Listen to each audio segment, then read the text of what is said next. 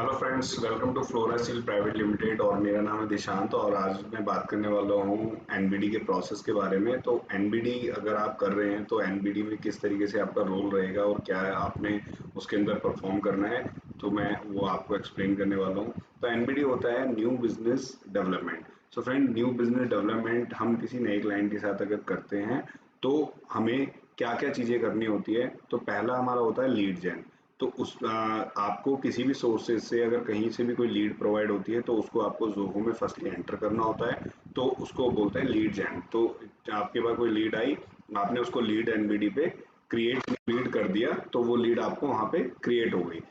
जब लीड वो आप उसके अंदर एंटर कर लेते हैं, फिर उसके बाद उसको आपको फॉलो करना होता है। फिर फॉलो आप करते हैं तो फिर आपको लीड वैलिडेट करनी होती है कि वो क्लाइंट जिससे आप बात कर रहे हैं वो आपके प्रोडक्ट में, आपके जो भी आप सेगमेंट में डील करते हैं उस सेगमेंट का वो है या नहीं, उसमें वो डील करता है या नहीं। तो आपको क्लाइंट का वैलिडेशन करना है। उसके बाद आपको उसके अंदर जो है लीड पे मीटिंग भी अरेंज करवानी है। तो एएसएम अगर मान लीजिए आपने कोई मीटिंग एलोकेट की है, या मीटिंग ऑनलाइन भी हो सकती है, ऑफलाइन भी हो सकती है, आपको क्रिएट करनी है। तो उस कंडीशन में आपको क्या है कि जब आप मीटिंग करवा देते हैं, आपका जो सेल एक्सपर्ट हैं उनसे आप बात करवा देते हैं, आपके एएसएम से विजिट करवा देते हैं। उसके बाद उस कॉल पे क्या रहा उसका फीडबैक आपको एएसएम से लेना है, और एएसएम से फीडबैक लेकर के फिर आपको कन्वर्सेशन कंटिन्यू करनी है अपने क्लाइंट के साथ। और क्लाइंट से भी फीडबैक लेना है कि कहीं उनको कोई बात ऐसी रह तो नहीं गई जो कि उन्हें पूछनी थी और वो नहीं हो पाई। तो वो फीडबैक आपको दोनों से वन बाय वन लेना है। उसके बाद अगर मान लीजिए कोई क्लाइंट ने आपसे रिक्वायरमेंट जनरेट करी है कि उसको कैटलॉग चाहिए, तो कैटलॉग आप हार्ड कॉपी और सॉफ्ट कॉपी दोनों ही आप उसको सेंड कर सकते हैं। तो सॉफ्ट कॉपी आप उसको व्हाट्सएप से सेंड कर देंगे। उसके अंदर प्री डिफाइंड एक मैसेज है जो कि जोहो में इनबिल्ट, जो कि आपने मैसेज को आप अगर जोहो से भेज रहे हैं तो लीड व्हाट्सएप मैसेज का एक वहाँ पे ऑप्शन अवेलेबल होता है। वो मैसेज आप उसको अंदर जो है एंटर करेंगे। उसके बाद जो भी उसका फ़ोन वाली फील्ड में जो मोबाइल नंबर होगा वो व्हाट्सअप नंबर होना चाहिए। देन आप सेंड बटन पे क्लिक करेंगे तो उसको व्हाट्सअप चला जाएगा। तो ये तो भेजने का तरीका हो गया, लेकिन अगर कोई सॉफ्ट कॉपी मांगता है आपसे तो आप व्हाट्सएप पे उसको सेंड कर सकते हैं। ऐसे ही अगर मान लीजिए किसी को हार्ड कॉपी चाहिए तो hard copy plus profile catalogue आपको एक एनवलप में डाल के प्रॉपर उसको जो है उसको सील करना है। उसके बाद टेप वगैरह से आप उसको ब्लॉक बंद कर देंगे। उसके बाद उसके ऊपर स्टिकर लगा देंगे कि कहाँ पे वो कोरियर जाना है और कहाँ से आप भेज रहे हैं। टू में एड्रेस क्लाइंट का और फ्रॉम में आप अपना एड्रेस डाल करके प्रॉपर उसकी एक पिक क्लिक कर कर जोहो की उस लीड में, जिस लीड को आप भेज रहे हैं उसके अंदर आपको अटैच करना होता है।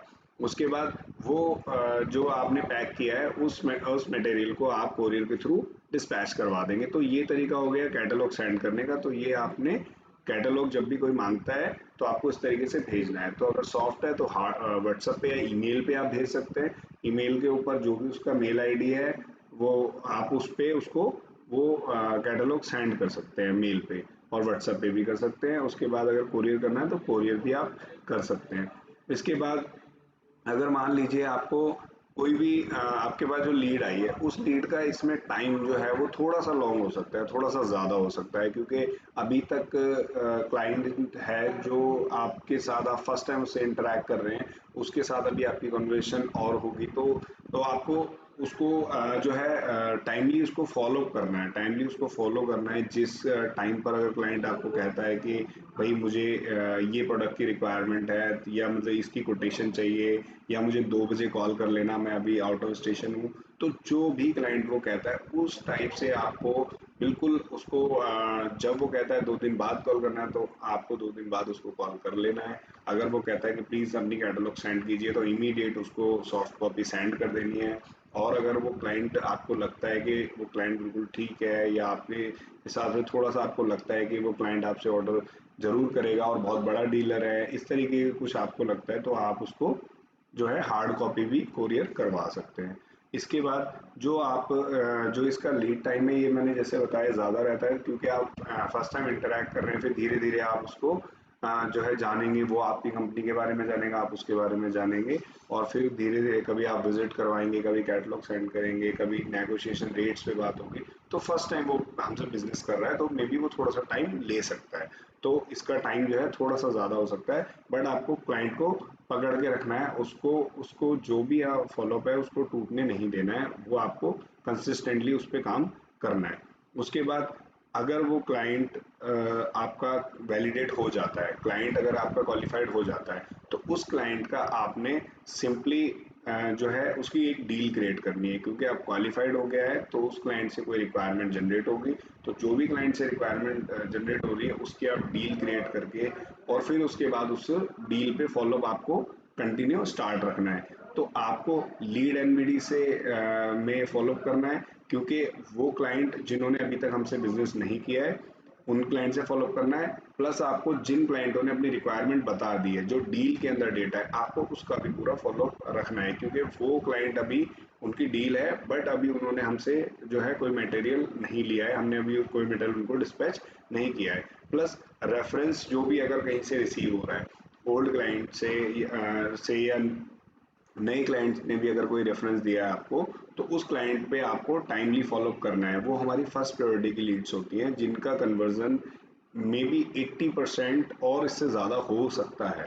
तो आपको रेफरेंस की कॉल को फर्स्ट प्रायोरिटी पे लेकर के उस पर फॉलोअप करना है, और जिन जिन भी एएसएम ने आपको रेफरेंस दिया है तो आपको उसका फीडबैक एक बार उस एएसएम को भी देना है, सो दैट उनको ये उनकी नॉलेज में रहे कि उन्होंने जो फीडबैक जो रेफरेंस कलेक्ट किया था, तो उस रेफरेंस का ये फीडबैक है, सो दैट वो आगे उस पर और फॉलोअप कर पाए, क्योंकि रेफरेंस जब होता है तो उसकी कन्वर्जन का जो एक्सपेक्टेशन है वो थोड़ी सी बढ़ जाती है।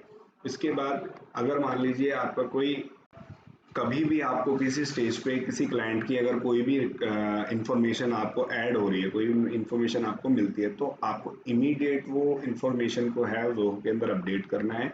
अगर वो लीड की कोई इंफॉर्मेशन है तो लीड वाली स्टेज पे अपडेट करना है, अगर वो कोई कॉन्टैक्ट की इंफॉर्मेशन है तो कॉन्टैक्ट की स्टेज पे करेंगे, कोई अकाउंट की इंफॉर्मेशन है तो अकाउंट की स्टेज पे करेंगे, तो या फिर डील की कोई रिक्वायरमेंट में कुछ चेंजेस है तो वो आप उसके रिक्वायरमेंट में चेंज करेंगे। तो आपको कहीं पर भी कोई डेटा कलेक्ट होता है एनबीडी से रिलेटेड, तो एनबीडी की टीम इमीडिएट उस डेटा को अपडेट कर देगी, सो दैट कभी भी उनको डेटा अगर फिल्टर करके चाहिए लेना हो तो वो इजीली उसको ले पाए। तो फ्रेंड, इसके बाद अगर जैसे कि कुछ सिनेरियो बनता है जहां पर आपको सैंपल कोरियर करने होते हैं, तो 500 से मिनिमम है, अगर अमाउंट लेस देन 500 है तो उस कंडीशन में आप उसको कोरियर जो है फ्री ऑफ कॉस्ट भी भेज सकते हैं, अगर वो क्लाइंट आपको पोटेंशियल लग रहा है।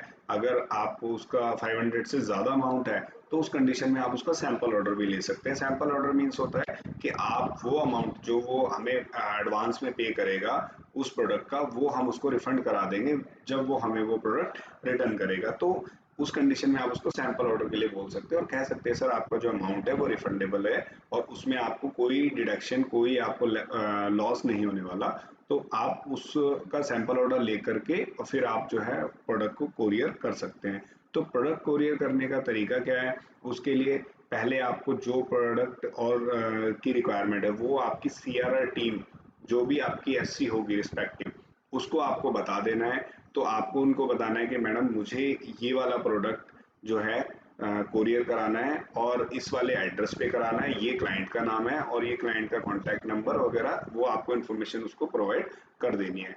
उसके बाद सीआरआर वाली एससी जो है हमारी, उनका काम रहेगा कि वो प्रॉपर उस प्रोडक्ट की पहले उसको ओपन करेंगे बॉक्स को, उस ओपन करके बॉक्स को उस प्रोडक्ट की इमेज प्लस उसको फिर पैक करके कोरियर में डाल के, और फिर उसके बाद कोरियर में डालने के बाद उस पर स्टिकर वगैरह लगाएंगे कि किस एड्रेस पे जाने वाला है और कहाँ से जा रहा है, किस कोरियर से जाने वाला है, वो पूरी डिटेल उस पेपर पे लिखी होगी उस बॉक्स पे, एक उसकी इमेज उनको कलेक्ट करनी है, प्लस उनको डॉकेट नंबर और किस कोरियर से वो जा रहा है, तो वो चीज़ें उनको लेकर के रखनी है और वो एनबीडी की जो एससी होगी उसको प्रोवाइड करनी है।